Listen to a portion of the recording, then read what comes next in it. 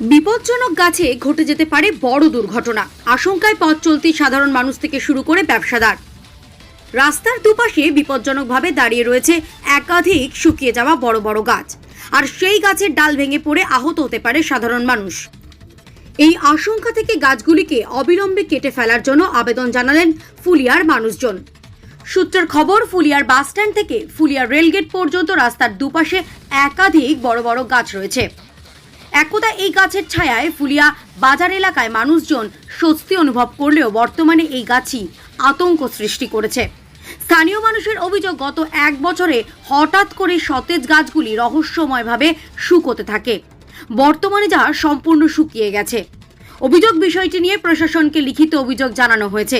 এ বিষয়ে শান্তিপুর বিডিও সন্দীপ ঘোষ নিজেও তা স্বীকার করে নিলেন। এ বিষয়ে পিডব্লিউডি ও বন দপ্তর দুপক্ষকেই জানানো হয়েছে। যত তাড়াতাড়ি সম্ভব গাছগুলোকে কেটে ফেলার ব্যবস্থা নেওয়া হচ্ছে। তবে এই বিষয়ে এর আগেও সরব হয়েছিলেন শান্তিপুর পঞ্চায়েত সমিতির সহকারী সভাপতি চঞ্চল চক্রবর্তী। এদিন সাধারণ মানুষের কথা ভেবে অবিলম্বে গাছ কাটতে হবে এই দাবি তুলে রানাঘাট পিডব্লিউডি অফিসে তালা ঝুলিয়ে বিক্ষোভ অবস্থান বসেন।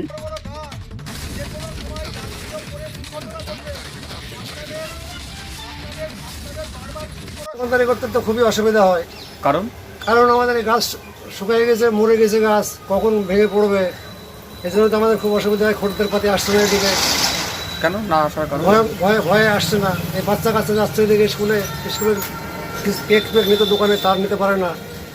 কতগুলো গাছ এরকম মনে হয় 12-14টা গাছ তো হবেই। গাছগুলো যারা মেরে ফেলছে এখন কেটে নিলে পরে সব সমস্যাগুলো মেটে। আজকে টোটো চলছে, আমরা দোকানদারি করে খাচ্ছি, কখন ডাল পরে আমাদের জীবনটা হানি হয়ে যাবে, এর জন্য দায়ী কে নেবে?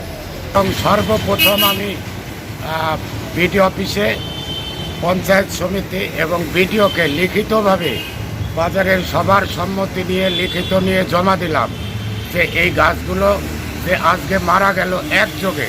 কারণ আমি জানি যতদূর সম্ভব 56 সালে এই গাছগুলো রোপণ করা হয়। 68-70 বছর বয়সে এই গাছ মরে না। আমি বিশেষ লোকের কাছে শুনেছি এই গাছের পরমায়ু মিনিমাম 500 বছর।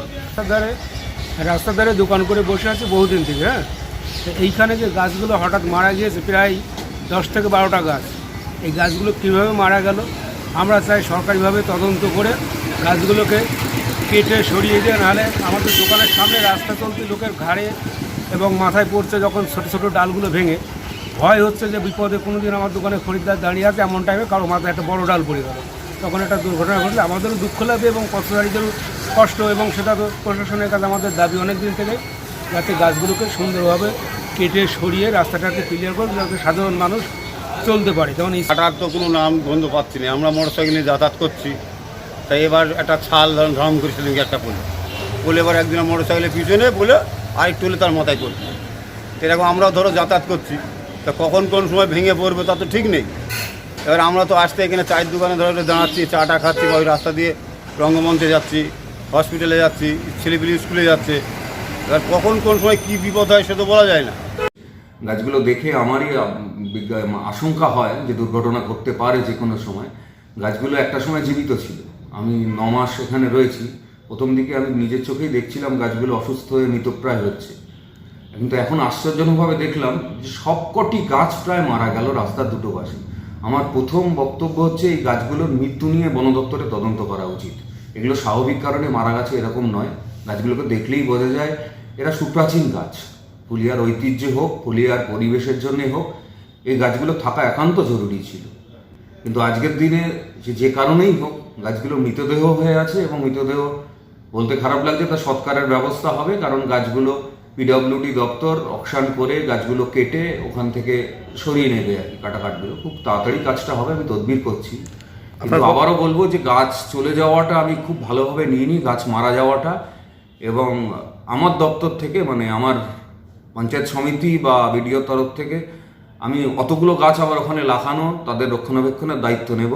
এবং মানুষকে আন্তরিক অনুরোধ জানাচ্ছি এইভাবে গাছকে হত্যা করবেন। আমি হত্যা কথাটাই ব্যবহার করলাম, দুঃখিত। আমার মনে হয়েছে স্বাভাবিক মৃত্যু নয়। যেটা হবে গাছগুলো খুব শিগগিরই কাটা হবে, অকশন করা হবে, এবং বন দপ্তরই পুরো ব্যবস্থাটা করে।